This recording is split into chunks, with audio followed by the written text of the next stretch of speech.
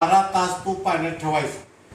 12 तासानंतर तो काढायचा आणि लहान लहान लहान कॅप तुकडे आपण पीस म्हणतो ते लहान लहान पीस तयार करायचे, जेणेकरून त्याचा चेंदा बेंदा होऊ नये असे फोडायचे.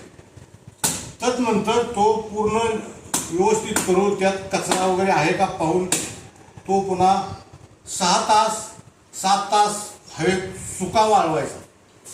तो आंबा सुका पूर्ण वाळवायचा, जेणेकरून त्यातील पाणी हे पूर्ण नष्ट झाले पाहिजे. तदनंतर तो पुन्हा 2 दिवस पूर्ण हवेतच ठेवायचा. हवेत ठेवल्यानंतर पुन्हा त्यातला असणारा कचरा जीवाणू वगैरे ते नष्ट होतात.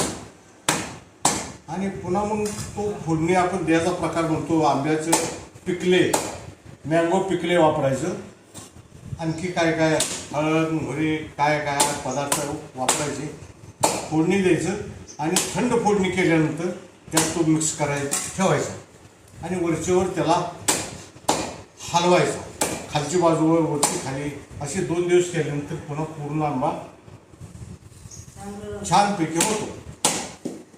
फक्त त्याला शक्यतो कुणाचा हात सतत लागून देऊ नये. एकाच माणसाला ते खराब खातं जीवाणू वगैरे ते तिकडतं ते नाशण्याचा प्रकार घडतो, म्हणून शक्यतो टाळायचं. अशा प्रकारे त्याची निगा करायची. चालतंय. थँक्यू.